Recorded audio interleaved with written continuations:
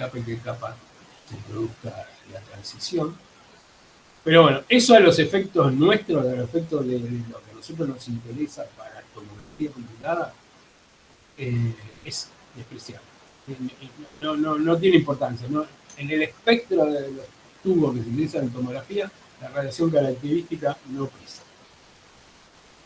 Claramente se usa en el caso de mamografía con tubos de molibdeno, se usa la radiación característica, pero en tomografía no.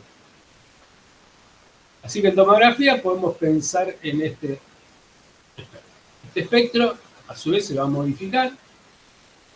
¿Por qué? Porque ¿qué forma tiene este espectro? Este espectro depende. En principio, su máximo teórico va a ser la energía máxima teórica que corresponde al kilovoltaje aplicado. La energía media, donde tengo la mayor cantidad de fotones, está en el orden de 1/3 de ese valor. Y esta pendiente depende de la diferencia potencial, pero también depende de la corriente. Y obviamente del número atómico que tenga el del ánodo, pero eso es importante para un dado tubo. Pero sí nosotros podemos modificar este espectro. ¿Cómo? Variando este valor y variando la corriente. Nosotros podemos modificar. Podemos hacer que el valor medio de energía sea más alto o más bajo si elegimos un valor de kilovoltaje más alto o más bajo. Y a su vez podemos hacer que este pico sea más alto o más bajo según la corriente que estemos usando. Acuérdense que la corriente, esta corriente, lo que normalmente denominamos miliamperaje, es la corriente que circula, digamos, desde el generador de kilovoltaje, digamos, que viene, pasa por el ánodo y se cierra a través del cátodo. La corriente anódica se llama, es la corriente que circula por acá. No es la corriente de filamento. La corriente de filamento es la que hace que el cátodo adquiera más o menos temperatura y eso modifica la cantidad de electrones emitidos y en definitiva es la que define cuál va a ser la corriente que va a circular acá. La corriente que circule por acá depende de cuántos electrones estoy emitiendo y eso depende de la corriente de filamento. Pero el numerito I, este que estamos poniendo acá, digamos que sería este I que está acá, es la corriente de miliamperes. A su vez está definido por la corriente de filamento. Acá ponemos la corriente de tubo. ¿Sí? Cuando hablamos de miliamperes, hablamos de la corriente que circula por el tubo. Entonces, yo puedo tocar cualquiera de estos dos valores, tanto en la tensión, la diferencia potencial, como en la corriente, y modificar este espectro. Entonces, si yo aumento el kilovoltaje o lo disminuyo, ¿qué va a pasar? Varía el punto máximo. ¿Sí? Tengo 70 keV, el máximo está acá, y si tengo 100 keV, el máximo está acá. O sea, si aplico 100 kilovolt de diferencia potencial, el máximo va a ser 100 kiloelectronvolts. Si aplico 70 kilovolt de diferencia potencial, el máximo va a ser 70 keV. Por lo tanto, lo que va a pasar ahí es que el valor de energía media, que es donde tengo el pico de fotones, va a ser del orden de 30 kilos. Sí. 30. Depende del material de tubo, más o menos en ese orden. Y para 100, lo mismo. Subí el kilovoltaje, se me va a correr la energía media del espectro, va a estar más arriba, y además va a haber más. ¿No? Acá tengo la corriente, o sea, la cantidad de fotones emitidos en todas las energías va a ser más alta en este caso que en este caso. Eso si modifico el kilovoltaje. Ahora, si yo modifico la corriente solamente y no toco el kilovoltaje, este número máximo de acá no cambió. Entonces, si tengo 100 kilovolts y acá también tengo 100 kilovolts, el máximo teórico sigue siendo 100 keV. El máximo, el medio del espectro de energía emitida va a estar por acá. pero sí va a cambiar la cantidad de fotones. ¿Por qué? Porque modifique la corriente. Tengo mi amperaje y acá tengo el doble. Acá tengo la mitad. La mitad de corriente tuvo, ¿sí? El pico cayó a la mitad. Y acá habíamos visto que esto era proporcional a la corriente. En cambio es proporcional al cuadrado de la función. El voltaje varía mucho más. Proporcionalmente. Varía con el cuadrado de la diferencia. Y otra cosa que habíamos visto, no vimos acá, pero vimos el año pasado, que es qué pasa cuando pongo un filtro. ¿No? Pongo un filtro, ya sea el filtro inherente que tiene el tubo o el filtro agregado que ustedes ponen en el equipo cuando hacen la fotografía, y pueden elegir un milímetro, 2 milímetros, filtro, cobre o aluminio, y con eso lo que hacen es disminuir la cantidad de fotones, pero además aumenta la energía. O sea, la energía, el kilovoltaje no cambió, la corriente no cambió, pero sin embargo, si yo metí un filtro que atenúa, muchos de los fotones se van a quedar en el filtro, no lo van a atravesar. ¿Qué ocurre? Ocurre lo que se llama endurecimiento de rayos, ¿no? Lo mismo que ocurre cuando el rayo es paciente. Cuando los fotones son atenuados por un medio, se atenúan mucho más rápido los de baja energía que los de alta energía. Entonces, entre la entrada, o sea, antes del filtro tengo este espectro, y después de atravesar el filtro me quedé con mucho menos fotones, pero de energía media mayor. ¿Por qué? Porque los fotones de energías bajas se atenúan más rápidamente que los de energía alta. Eso se produce entre el espectro de entrada y el de salida, hay un cambio de la energía media, además de una disminución de la cantidad. Esto es la influencia del tipo de rectificación, que depende del generador, no importa, no da bola, pero sí es importante que ustedes tengan claro estas tres cosas, que esto lo vamos a manejar, lo vamos a seleccionar nosotros para ver cómo vamos a actuar, cómo vamos a influenciar, cómo vamos a modificar esto para que la imagen sea la que queremos. Los filtros, normalmente los tomógrafos no dan la opción de agregar filtros.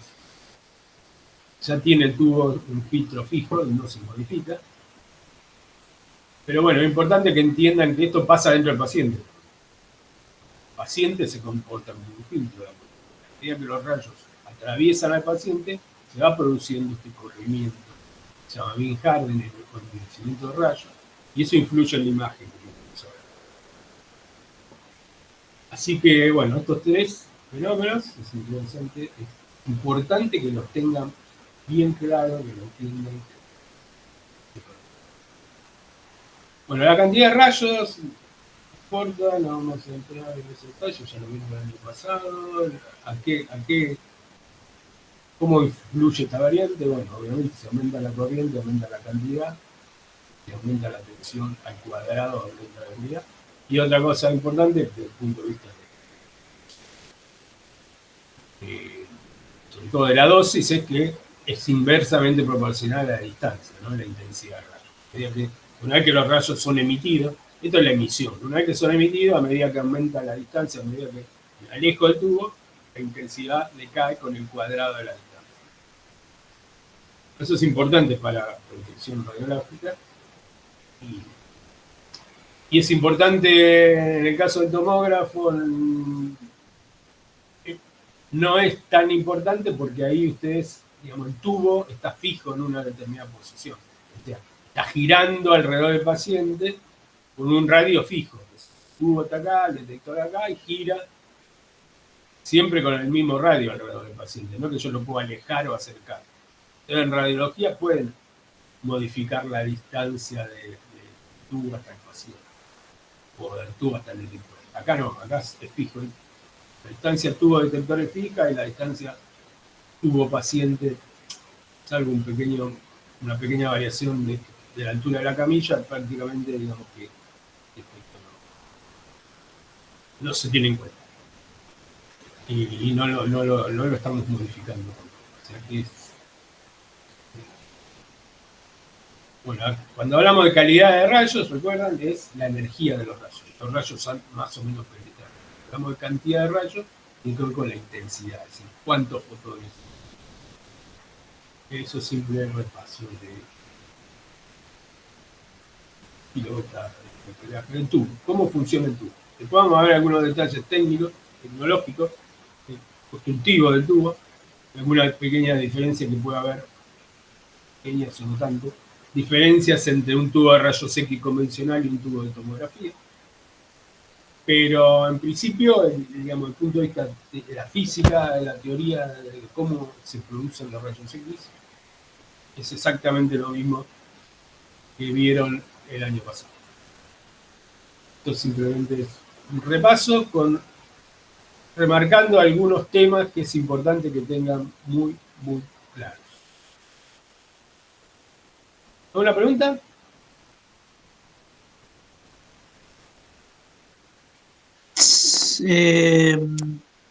¿Cómo se llama esto? Entonces, el tema del miliamperaje, a mayor miliamperaje tenés más electrones que pueden llegar a tener o que se pueden llegar a acercar al máximo de energía que tenés. ¿Estoy bien en eso? A ver, si vos aumentás el amperaje, o sea, aumentás la corriente, Sí, sí, solo la corriente. si aumentás solo la corriente, fíjate que acá digamos que es el doble de corriente que este de abajo. Sí. Fíjate que aumentó la cantidad, que está en este cantidad, número de fotones, Sí. emitidos, aumentó en todo el rango de energía. Sí. Obviamente donde es máximo es donde más aumenta, donde es mínimo Claro. aumenta. Pero sí, aumenta todos inclusive los de alta energía también aumentan. Claro, sí.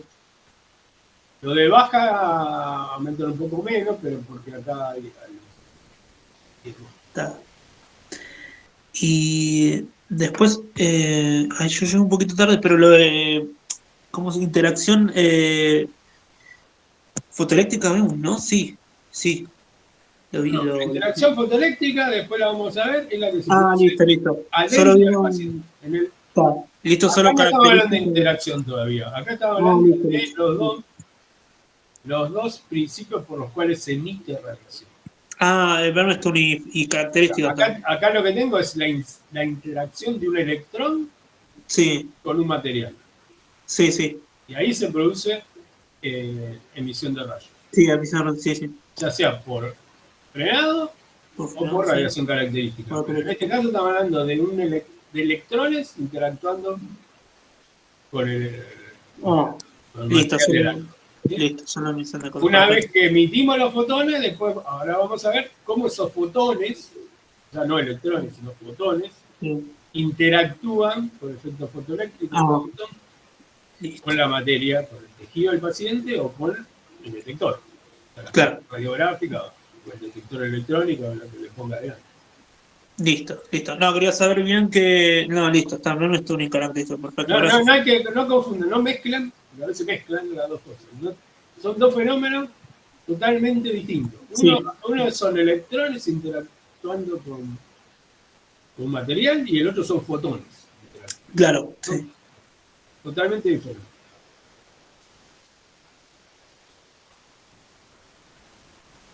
Perfecto, gracias. ¿Alguna otra pregunta?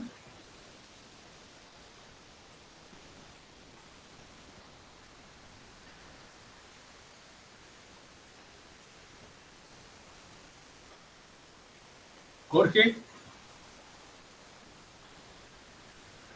Yo tenía eso, más que nada. Todo tranquilo. Sí, sí, sí, solo eso. Bueno, Jorge, ¿querés agregar algo? No sé, vos que sabés qué vieron el año pasado. No sé No, lo que quería hacer una referencia a lo mejor a lo que estaba preguntando recién Jorge. También se entiende como interacción de la radiación con la materia. Lo que pasa es que para clasificar, una cosa es la interacción de la radiación electromagnética y otra cosa es la radiación de partículas cargadas. Digo por si eso fue lo que generó la confusión. Ambas son interacción de radiación con materia, pero es más usado el concepto de interacción de la radiación pensando siempre en radiación electromagnética. Al otro se lo suele llamar interacción de radiación de partículas. Pero son Sí, fenómenos completamente distintos. Uno es de fotones y el otro es de partículas cargadas. listo. Sí, me sirve a la diferencia si ya no soy algo mezclado. Gracias.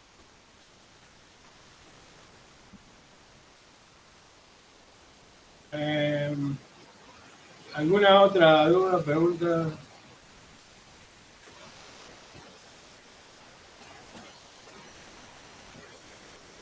No, profe. Bueno.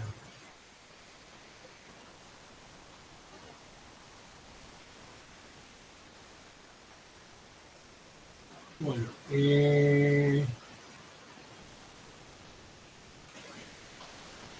listo. Ahora vamos a ver lo que planteaba recién, ¿no? ¿Cómo interactúan los rayos X con la materia? ¿Sí? Acá vimos que este tubo que tenemos acá emite radiación.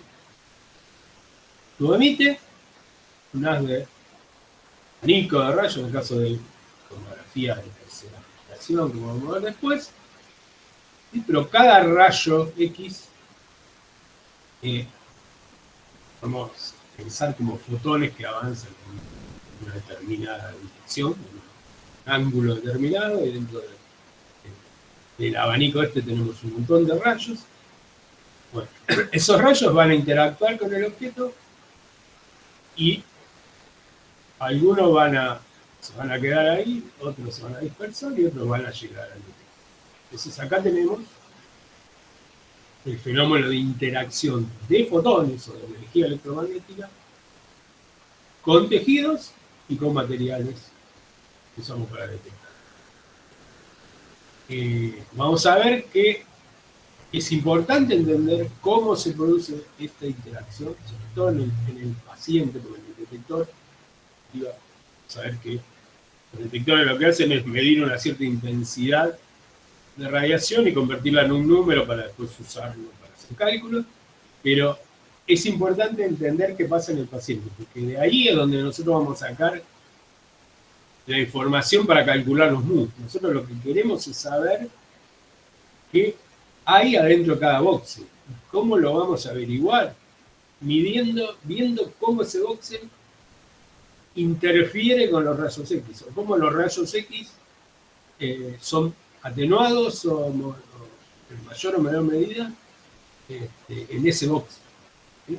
Lo que llamamos coeficiente de atenuación lineal. Ese es el kit de la cuestión, ese es el punto más importante de la tomografía. Averiguar cuál es el tejido, o sea, cómo es ese boxe en función de cómo interactúa con los rayos X. De ahí en más,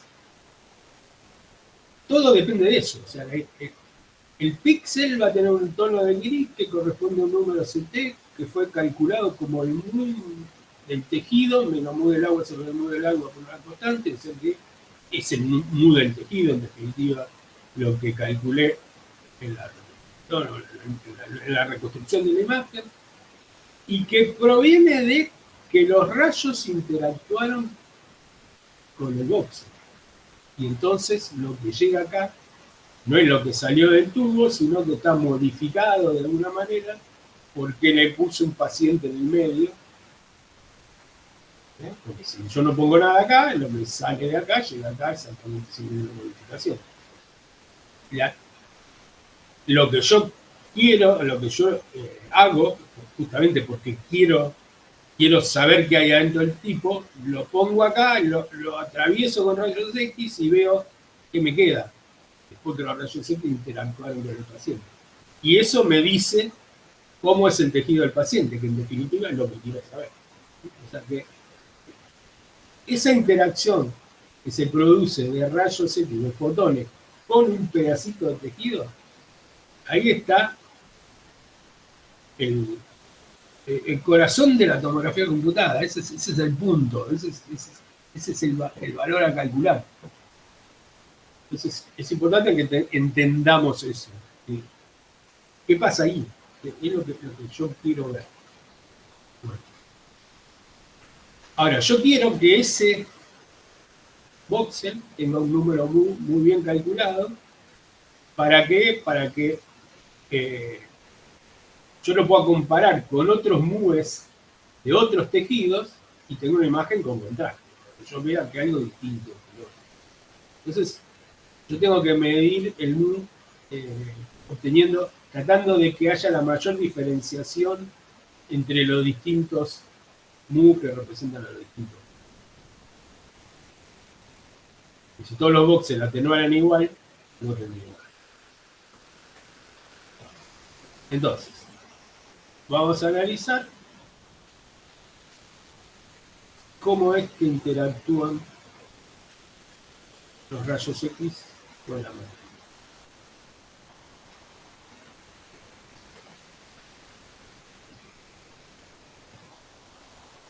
Entonces, primera cosa.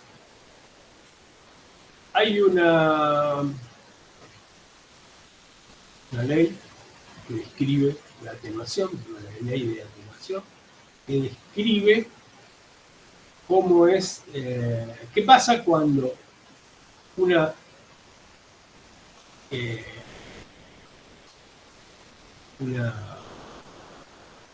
digamos, una intensidad de energía interactúa con un objeto. Esta intensidad puede ser, por ejemplo, en el caso de cuando se usa la medición de CO2 en el dedo, digamos, que le ponen al paciente en el dedo un medidor, bueno, eso lo que hace es le manda radiación en el rango luminoso, digamos, o ultravioleta o una otra, y mire cómo se atenúa en función de acuerdo a la hemoglobina que haya, se atenúa más o menos, y eso me dice cuánto oxígeno tiene esa sangre que está pasando por ahí. Pero es la misma ley, lo que se llama ley de Beer-Lambert. Esa ley lo que dice, y vale para todo tipo de acciones, me dice que a medida que una radiación se va atravesando un medio por distintas interacciones que sufren según de qué tipo de radiación y qué tipo de medio hablemos, hay algún tipo de interacción que hace que se atenúe. Esa atenuación tiene que ver con el coeficiente de atenuación del medio y con la distancia, con el tamaño del objeto. Si es un objeto grande, ¿sí? Por toda la distancia recorrida por la intensidad a través de todo el objeto, ¿sí? Supongamos que tuviera una distancia D, supongamos que en el caso de radiografía, un rayo X que sale del tubo, una cierta intensidad 0, atraviesa al paciente en una distancia D a lo largo del eje X, y el paciente tiene un coeficiente de atenuación variable con X, es mu de X, esto va variando todo el tiempo, los tejidos no son únicos, van cambiando.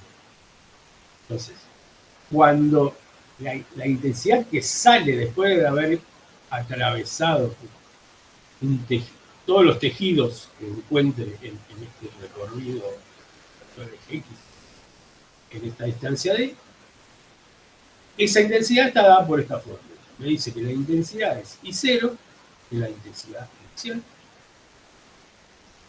atenuada con esta exponencial que es E a la menos.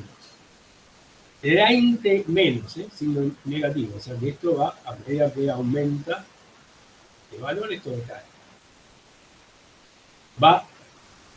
Es la integral entre 0 y D, o sea, la integral lineal en todo el camino recorrido, de mu por diferencial x.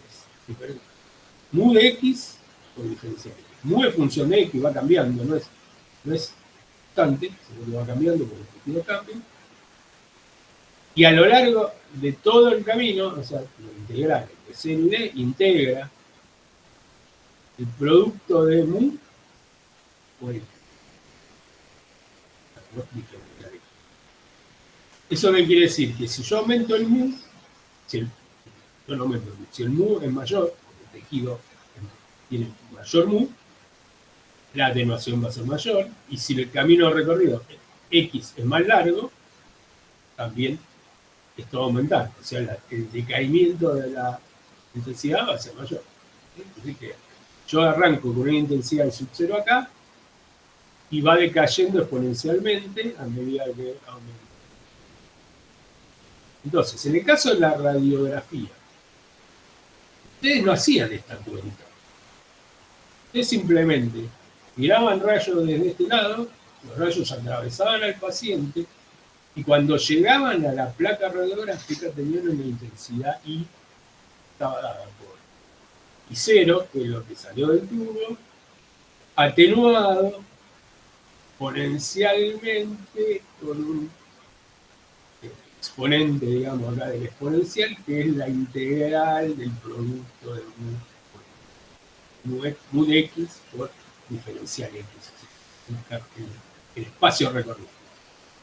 ¿Sí? O sea, si el paciente, o la zona recorrida tiene mu más altos, o sea, el tejido más denso, el mayor número atómico, grueso. Bueno, todo esto va haciendo que este decaimiento aumente, y lo mismo con el camino recorrido. Entonces, en la radiografía ustedes veían, después de, cuando ustedes miran una placa y miran un punto en la placa, dicen, bueno, en este punto, en cualquier punto de la placa, hay un nivel de gris. Ese nivel de gris, más claro o más oscuro, en función de cuál fue la intensidad que llegó ahí. Si la intensidad que llegó es muy alta, entonces, ¿qué va a pasar? Los halogenuros de plata van a amontonar ahí se van a excitar muchas partículas sensitivas, y por lo tanto, cuando revelemos la placa, eso va a ser más negro. Va a haber más plata depositada en esa zona, porque la intensidad que llegó fue alta. Donde hay poca atenuación, porque los tejidos son menos densos, o el recorrido es más corto, no puede ser una mano, entonces la intensidad que llega a la placa va a ser más alta. Se atenúa menos, entonces la placa se va a ver más negra. Y donde llega menos, porque hay mayor atenuación, ya sea porque muy más alto valor o mayor camino recorrido, la placa se va a ver más blanca. Entonces, ustedes no hacían ninguna cuenta, realmente no aplicaban esta fórmula, en ningún momento tuvieron que aplicar esta fórmula para calcular nada. ¿Por qué? Porque la intensidad se traducía en un nivel de gris simplemente por efecto químico de los fotones con la emulsión de la placa radiográfica. O si fuera un detector electrónico, porque la cantidad de fotones o la intensidad de fotones que llegan al semiconductor que está detectando ahí va a ser más alta o más baja, y va a producir más o menos corriente. Pero en ese caso no hay que hacer ningún cálculo, simplemente el resultado en el detector o en la placa expresa o muestra lo que pasó acá adentro. ¿Cómo fue qué pasó dentro del paciente? Lo que pasó es esto, se cumple esta ley. Pero nosotros no hicimos ningún cálculo, simplemente vimos el resultado. Ahora, en tomografía computada, nosotros no nos conformamos con saber cuál es la intensidad que logró atravesar al objeto. Hemos dicho que en tomografía computada nosotros queríamos saber cuánto vale cada boxing. No nos alcanza con ver el resultado de toda la atenuación completa y ver una radiografía de cráneo. Queremos saber cuánto vale cada uno de los coeficientes en cada box.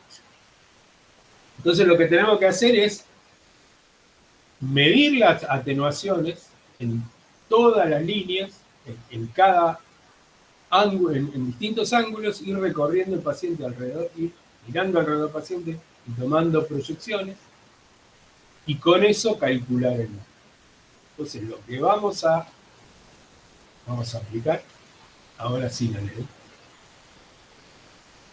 Ahora la tenemos que cuantificar, tenemos que hacer números con eso, no nos basta con que el detector recibió más o menos radiación. Nosotros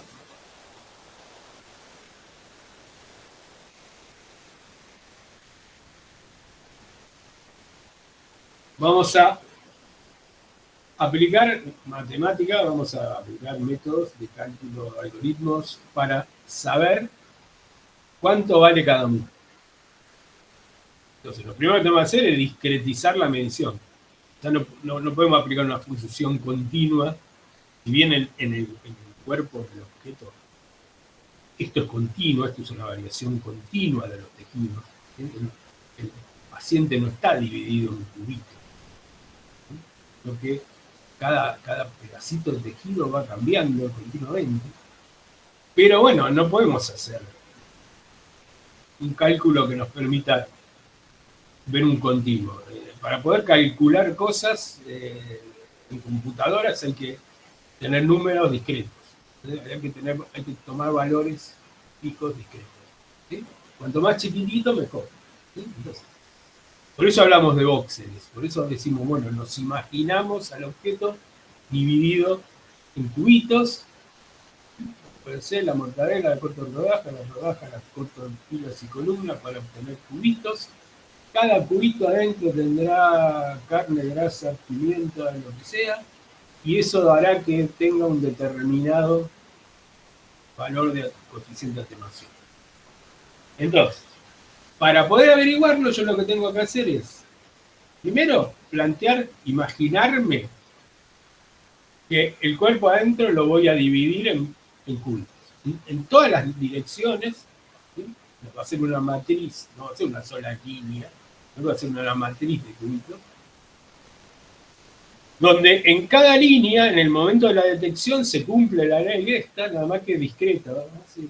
Cuando yo discretizo una función, paso de una integral continua a una sumatoria, ¿no? Ahora, esta sumatoria de 1 hasta n de mu sub i por la distancia d, y este d, como es constante, porque yo asumo que todos los cubitos tienen la misma altura, el mismo tamaño, este d sale afuera de la sumatoria, y me queda d multiplicado por la sumatoria de todos los mu, de los mu sub i, para i desde 1 hasta n. Entonces, voy sumo todos los mu, lo multiplico por d, y entonces el i que voy a tener acá es el i0 multiplicado por e a la menos la sumatoria de todos los mu multiplicado por d. Eso es lo que quiero calcular. O sea, yo no sé, yo mido i, sigo midiendo como antes. Mi detector mide i. Ahora, cuando yo mida i en muchas filas y muchas columnas, desde muchos ángulos, voy a poder calcular cada uno de los mu. En principio yo solamente puedo medir desde afuera, sin agarrar al paciente y cortarlo en rodajas y en cubitos. Yo al paciente lo tengo que estudiar, no lo puedo cortar en pedacitos, lo tengo que estudiar entero.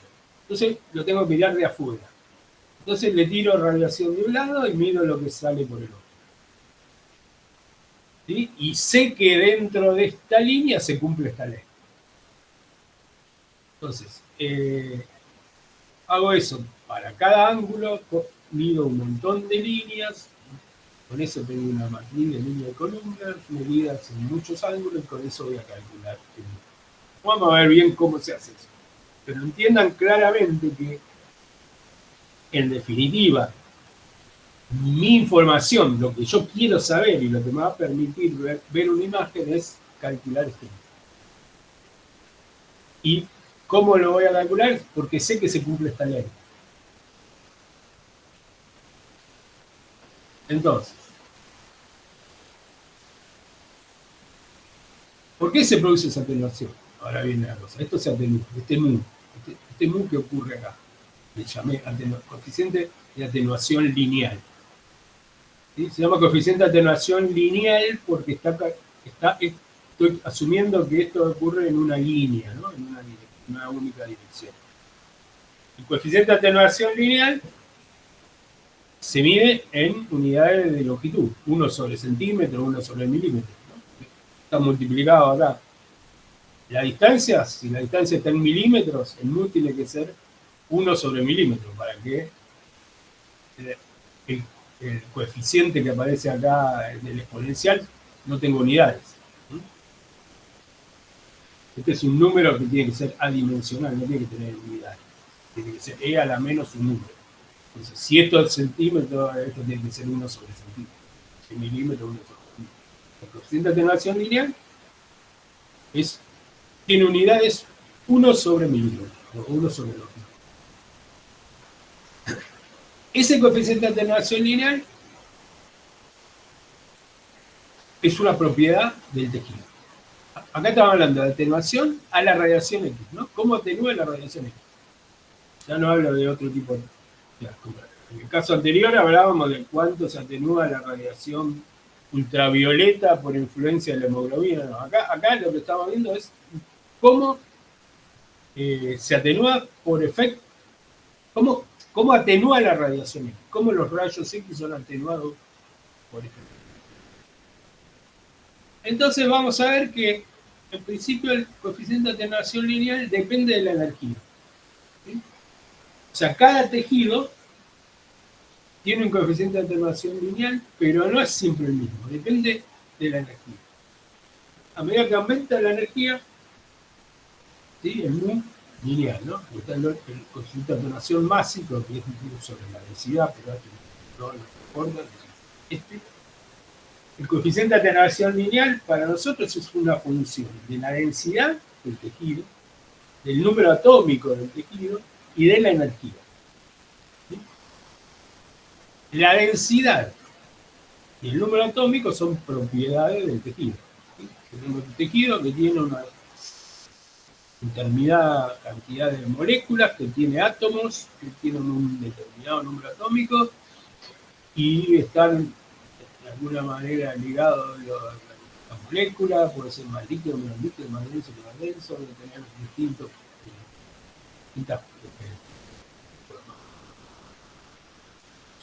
formas, distintas aglutinaciones de moléculas, y eso va a hacer que tenga una determinada densidad. Entonces, el coeficiente de atenuación depende de la densidad y del número. Si el tejido es más denso, se atenúa más. Si el tejido tiene números atómicos más altos, o sea, si hay núcleos con mayor cantidad de electrones y protones, tengo mayor atenuación. Y el otro factor, que no depende del tejido, eso no es una propiedad del tejido, sino es la energía. Y la energía es lo que yo le estoy dando acá. La energía que tiene esta intensidad que incide en el paciente. O sea, la energía depende, como vimos antes, de lo que emite el tubo. ¿Sí? Acuérdense de qué dependía.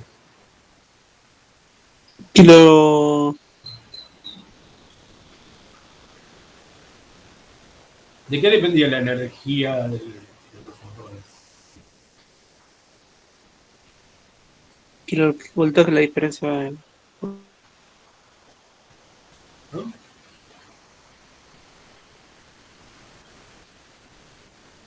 El kilovoltaje. Del kilovoltaje, ¿sí?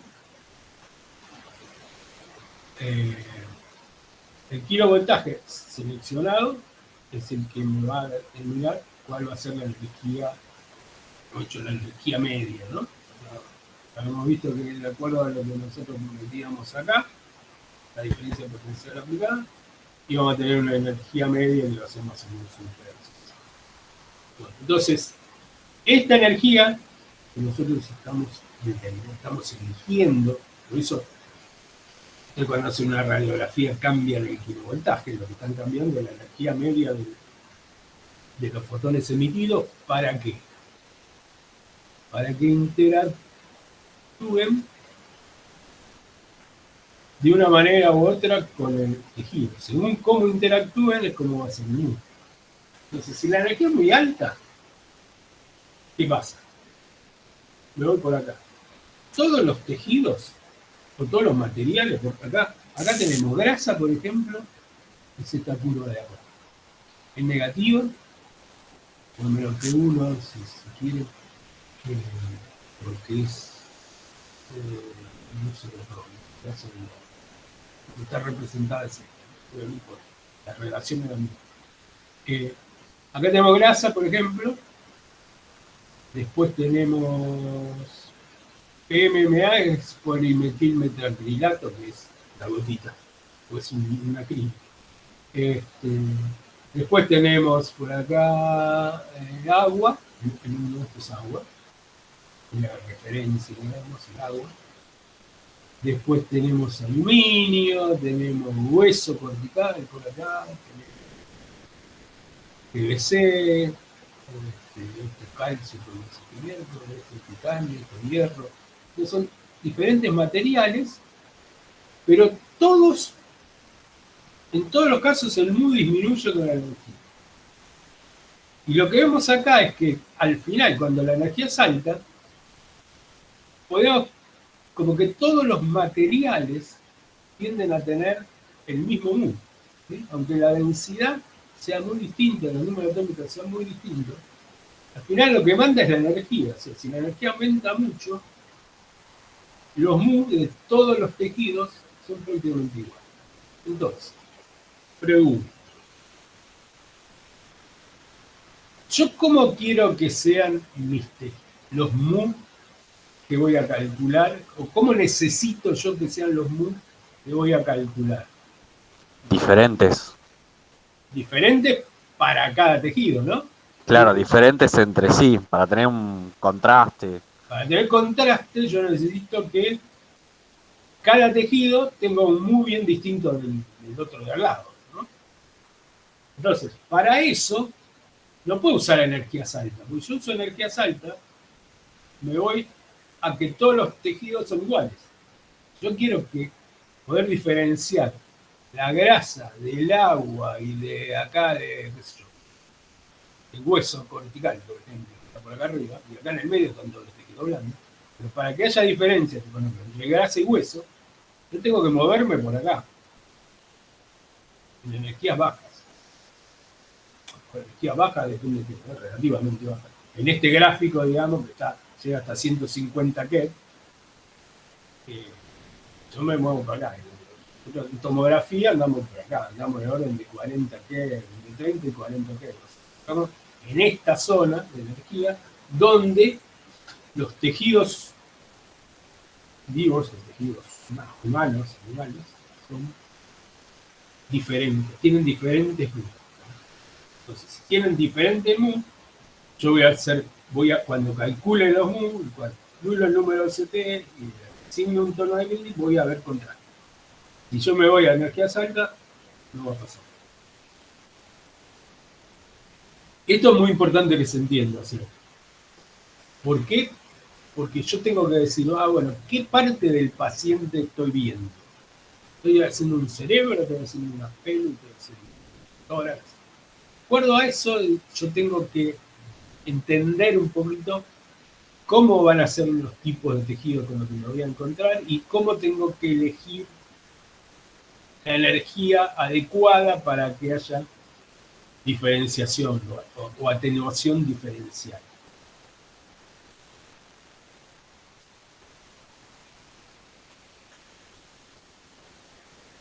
Bueno,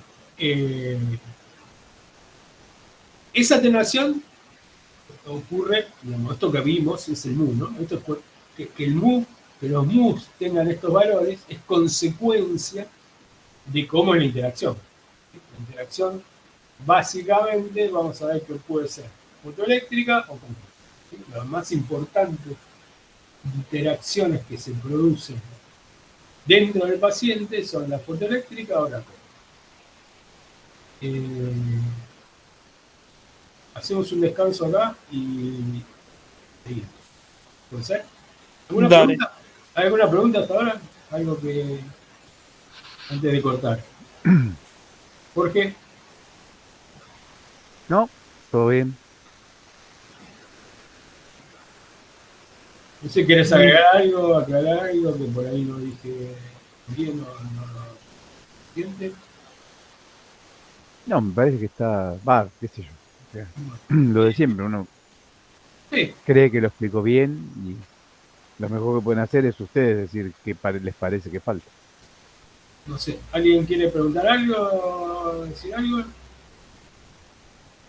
Eh, Ahora cuando volvamos, fíjate, explicar un poquito de vuelta el tema de los coeficientes. Bueno, listo. Bueno, Hacemos 15 minutos de descanso y Dale, dale, volvemos. dale, ¿Sí? dale, gracias. Son y 27, o sea que volvemos 42. Dale. Bueno.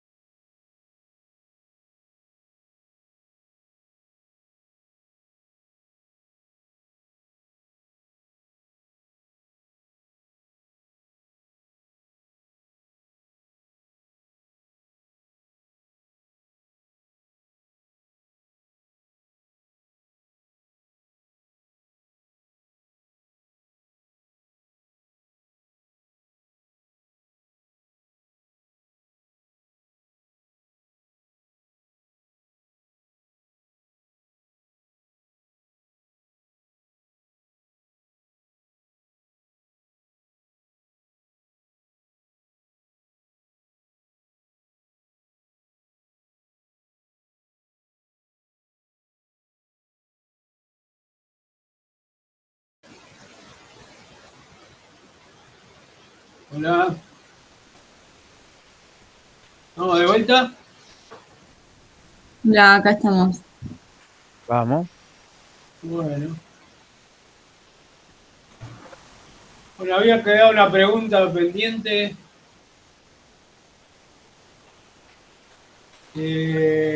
No sé quién era que había preguntado si Sí, podía. fui yo. Fui yo. ¿Por qué? Sí. ¿Sobre qué querías? No, te había preguntado en la duda que me quedó sobre que la idea es buscar diferente para tener un contraste, ¿no? Para que la imagen, para que al momento que haya una interacción, eh, por lo menos se pueda diferenciar entre distintas cosas, que haya un contraste, ¿no? A eso ibas. O sea, que para que la imagen me sirva, digamos, tiene que haber contraste, ¿no? Para que haya contraste, los mu de los diferentes tejidos tienen que ser diferentes entre sí, ¿sí? Entonces, si yo uso una energía muy alta, en este gráfico de acá donde tengo en este eje tengo la energía.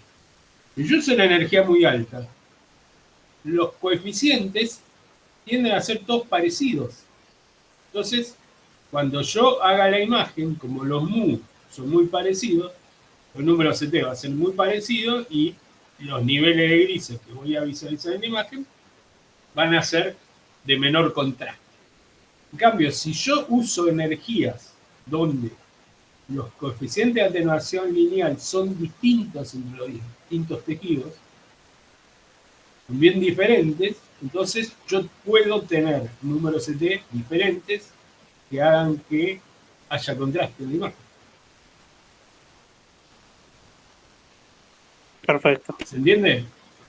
Sí, Esa es la idea. Yo tengo que elegir la energía adecuada para que haya diferenciación entre los distintos mu de los distintos tejidos. Tengo que lograr lo que yo necesito, que haya atenuación diferencial. Es decir, que no todos los tejidos atenúen igual, sino que se diferencien.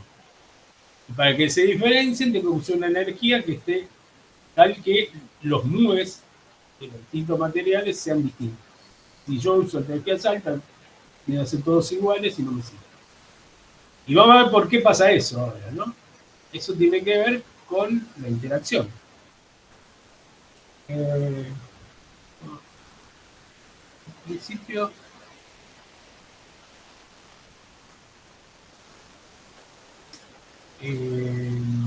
primero vamos al otro, después volvemos a esto.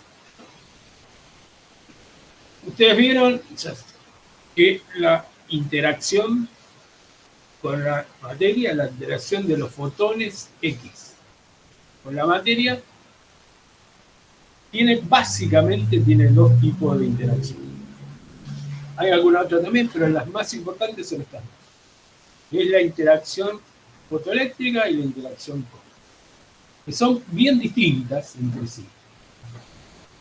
La interacción fotoeléctrica, el efecto fotoeléctrico, lo que hace es que ocurre, ¿por qué? Porque cuando un fotón es esto que está puesto acá, con una energía H por nu, vamos a agrandar un poco esto. O sea, acá tengo un fotón incidente, ¿no? Este fotón viene del tubo de rayos X. Llega el paciente con una energía H por nu y esa energía de ese fotón va a interactuar con algún electrón que anda por ahí alrededor del núcleo, en alguna ubicación, en alguna de las capas, o en alguno de los niveles de energía permitidos en los orbitales del átomo. Entonces va a interactuar con algún electrón. Ese electrón va a adquirir una energía, se va a separar del núcleo, digamos, va a romper la energía de ligadura que tengo ahí entre el núcleo y el electrón, y el exceso que tenga, digamos, la diferencia entre la energía que que le entregó el fotón, la energía que se necesita para romper esta ligadura entre el electrón y el núcleo, o sea, para sacarlo de ese orbital, lo que sobra es energía cinética que adquiere el electrón. ¿Sí? Entonces acá lo que ocurre se llama efecto fotoeléctrico justamente porque hay un fotón, o sea, energía en forma de onda electromagnética, paquete de energía, fotón, que interactúa de manera con un electrón, o sea, con los electrones de los núcleos. ¿Sí? Por eso es interacción fotoeléctrica, efecto fotoeléctrico. Fotón con el electrón. Entonces, este electrón que sale para allá con una determinada energía, digamos que va a desaparecer en algún lado, no importa, pero desde el punto de vista de lo que a mí me sirve, a mí no me interesa qué pasa con los electrones. Lo que sí me interesa, desde el punto de vista desde el punto de vista de la imagen de rayos X, es que este fotón desapareció. No está más. Es decir, un fotón que venía del tubo de rayos X llegó al paciente y desapareció ahí adentro. ¿Sí? Ahora, la energía que traía el fotón se convirtió parte en romper la energía de ligadura y parte en energía cinética. Porque como el electrón acá a mí no me aporta nada, no me da ninguna información, digamos que desde el punto de vista de la información que yo necesito, desapareció un fotón. La probabilidad de que este tipo de interacción ocurra es, esto quiere decir proporcional. Es proporcional al número atómico del núcleo, del átomo con el cual está interactuando, o sea, del tejido, elevado al cubo, y es inversamente proporcional al cubo de la energía. ¿Sí? Esto lo que me está diciendo es, para altas energías la probabilidad de fotoeléctrico es muy baja, pero en energías relativamente bajas, la probabilidad de ocurrencia tiene mucho que ver con el tipo de tejido, con el número atómico de los tejidos, de los núcleos que forman parte del sistema. Entonces, con respecto a lo que estábamos hablando antes, ¿dónde se vería este efecto? Yo miro acá. El coeficiente de atenuación. Dijimos que en esta zona era diferente para los distintos tejidos. ¿Qué les parece? ¿Eso tiene algo que ver con el efecto fotoeléctrico?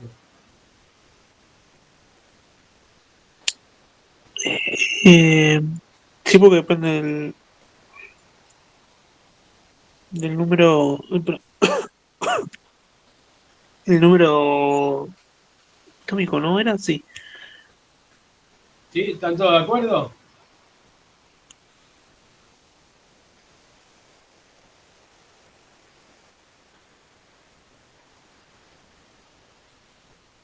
Los demás se fueron a dormir.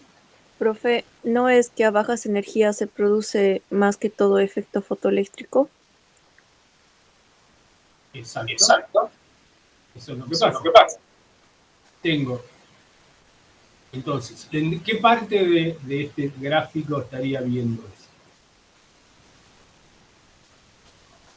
En las bajas energías, que sería desde los 10 hasta los 40, 50 tal vez. Vale, sí. Tenemos en esta zona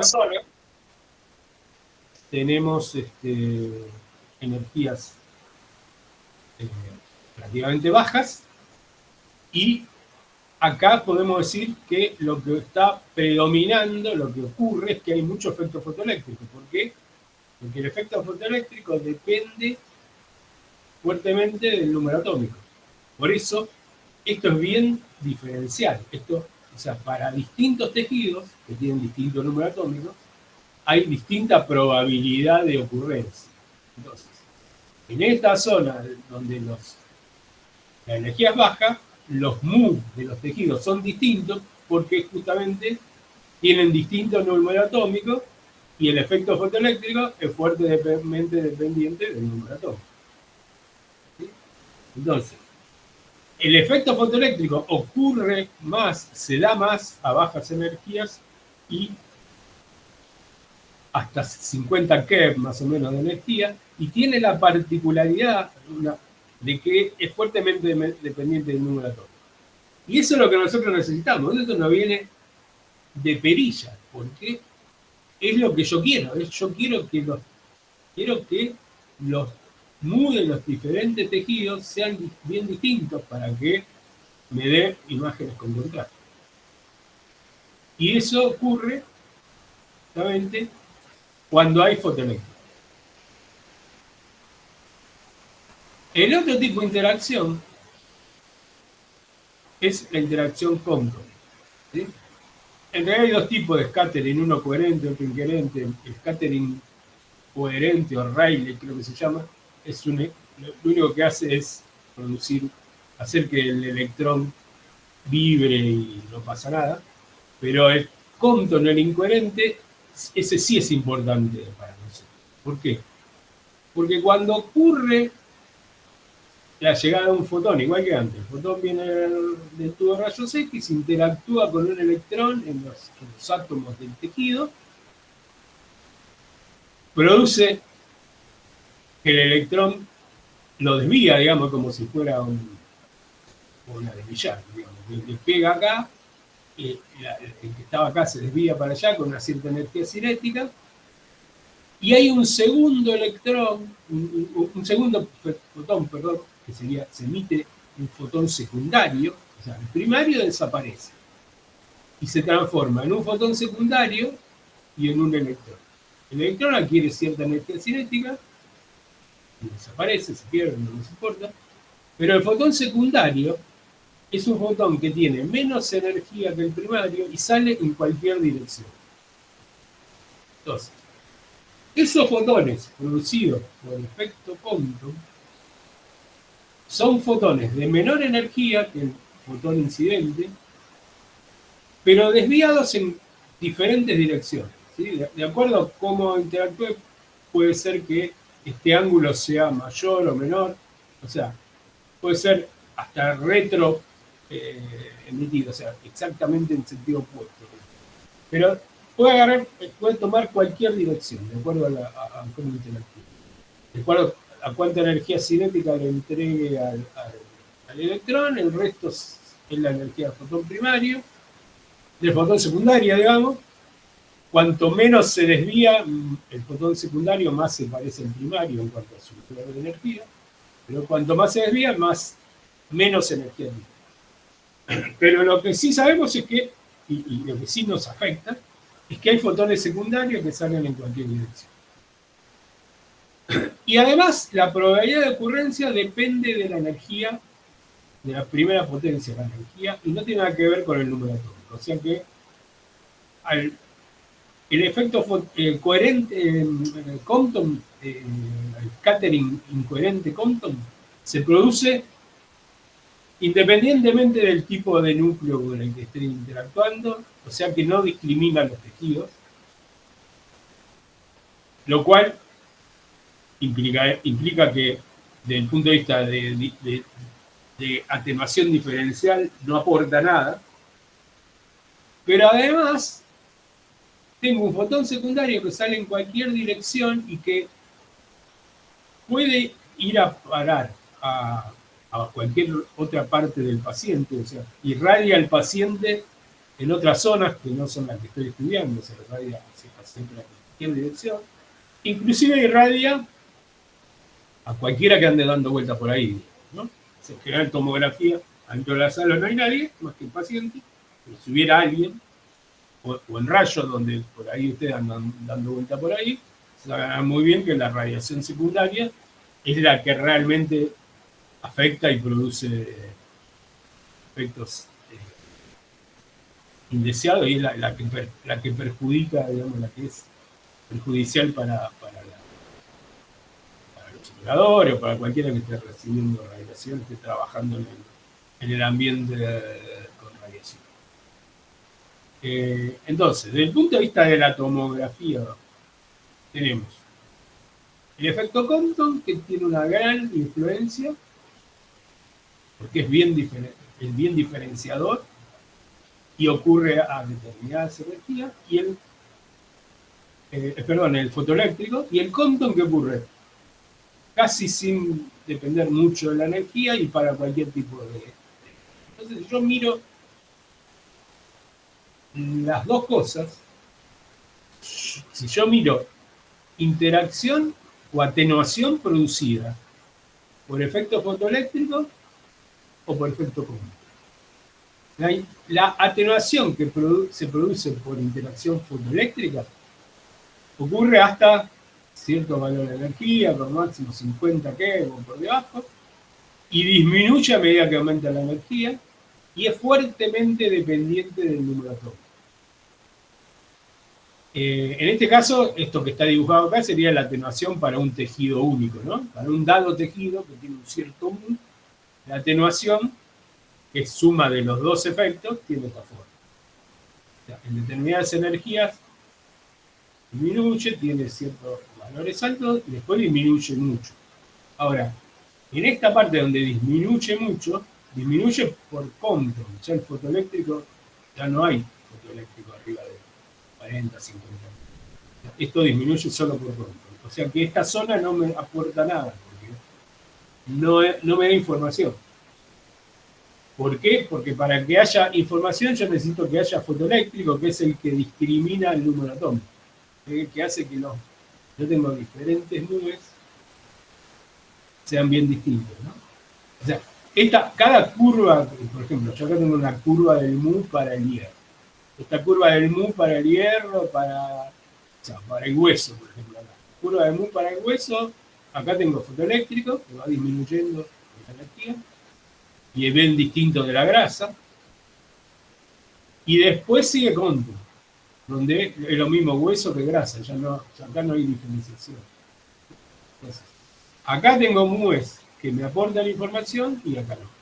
Entonces, si yo miro mi espectro, miro el efecto de atenuación como la sumatoria de las dos cosas, ¿no? Del efecto fotoeléctrico y el Compton, que tiene esta curva. Esta sería la curva de atenuación. La curva de transparencia sería la inversa, ¿no? Donde no hay atenuación, se dice que hay penetración, el cuerpo es atravesado por la radiación, ¿sí? Donde no se atenúa nada, el cuerpo es como que tiende a ser transparente, ¿no? O sea, hay muy baja atenuación, porque solo hay un Compton, y entonces todos los fotones pasan a estas energías. Si yo le doy 120 kiloelectronvolt de energía, o sea, para el cual le tendría que meter al tubo como 300 kilovolts, lo que va a pasar es que el cuerpo se vuelve transparente, no hay casi atenuación. Y si hay, no varía con el número atómico, por lo tanto no voy a tener ningún imagen. En cambio, la zona de influencia fotoeléctrica, que es esta parte, es donde realmente puedo obtener información. Acá abajo, a estas energías muy bajas, también hay fotoeléctrico.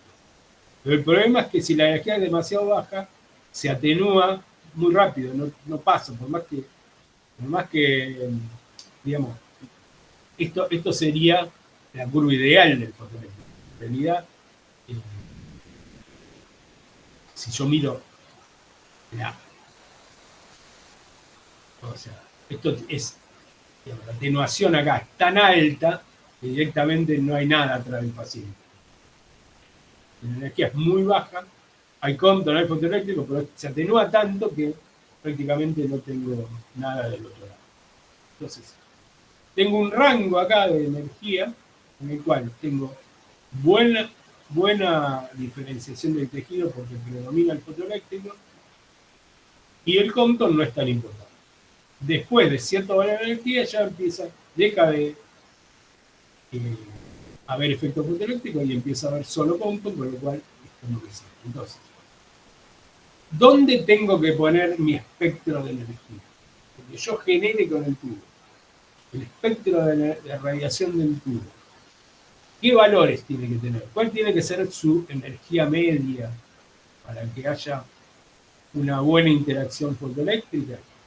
Y por acá, por 30 Hz más o menos, se supone que tengo una buena interacción fotoeléctrica, donde hay buena diferenciación de tejidos, o sea, cada tejido va a ser distinto. Voy a tener atenuación, principalmente dominada por el fotoeléctrico. Va a haber penetración, o sea que van a pasar fotones. Hay fotones que no sufren ninguna de las dos, ningún tipo de atenuación, ni la fotoeléctrica ni el cómputo. Y esos son los que llegan al detector o a la placa radiográfica. O sea, los que a mí me dan información son los que no se atenúan. O sea, de todos los fotones que yo tiro, algunos van a interactuar fotoeléctricamente, otros van a interactuar cómputo y otros van a pasar de largo. Los que lleguen a mi detector y los que lleguen a la placa son los que pasaron de largo, los que no sufrieron ni fotoeléctrico ni cómputo. Y bueno, y entonces, ¿por qué tengo imagen? Tengo una imagen con contraste. Y porque depende de la zona del cuerpo que estén atravesando los rayos, va a haber donde hay mucha interacción fotoeléctrica, o donde hay, porque el número atómico de los átomos ahí es alto, entonces va a llegar menos fotones al detector o a la placa, y entonces en el caso de la placa va a ser blanca. ¿Sí? Hay un hueso, hay mucha interacción fotoeléctrica, llegan pocos fotones a la placa, y esos pocos fotones hacen que la placa se vea más blanca. Hay otra zona, entre costilla y costilla hay músculo, hay menos atenuación, hay poco fotoeléctrico, y ahí entonces, ¿qué pasa? Porque el MUD, esos tejidos más bajos, ahí hay poca atenuación y llegan más fotones a la placa. Entonces la placa se ve menos. Pero la información que a mí me termina dando, o sea, los fotones, perdón, que a mí me terminan dando información, son los que llegan al detector o a la placa. O sea, los que no sufrieron ningún tipo de atenuación. Ni fotoeléctrica ni cómputo. Y lo que tiene que haber para que haya zonas de la placa que reciben más o menos, tiene que haber predominancia fotoeléctrica. O sea, la energía tiene que ser tal que haya fotoeléctrico para que los huesos se atenúen más que el tejido blanco. Yo uso estas energías de por acá, es lo mismo, sea hueso o tejido blanco. Toda la placa va a ser uniforme, no va a haber contraste. Y los fotoeléctricos, ustedes ya habrán visto que se pone adelante de la placa radiográfica, ponen una rejilla, justamente para que el fotoeléctrico que viene de cualquier lado, porque se desvía para cualquier lado y por lo tanto llega a la placa en cualquier dirección, no llegue porque eso le quita contraste. Eso usamos la grilla, ¿no? Entonces, es importante que tengan claro este diagrama, es muy importante que lo entiendan y que lo manejen, o sea, que lo vean y puedan sacar conclusiones de esto, para pensar en cómo tengo que elegir la energía, cómo tiene que ser mi espectro de emisión de rayos X, cómo tengo que manejar al tubo, ¿sí? Con qué valor de kilovoltaje, de amperaje, para que la interacción en el objeto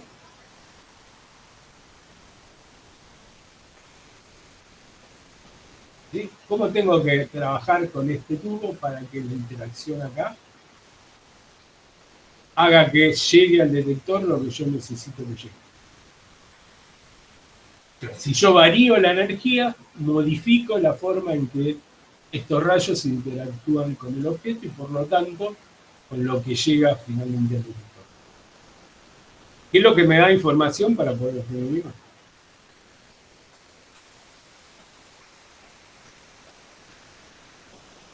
¿Entiende? ¿Pregunta? No, está bien. Bueno, nos quedó esto.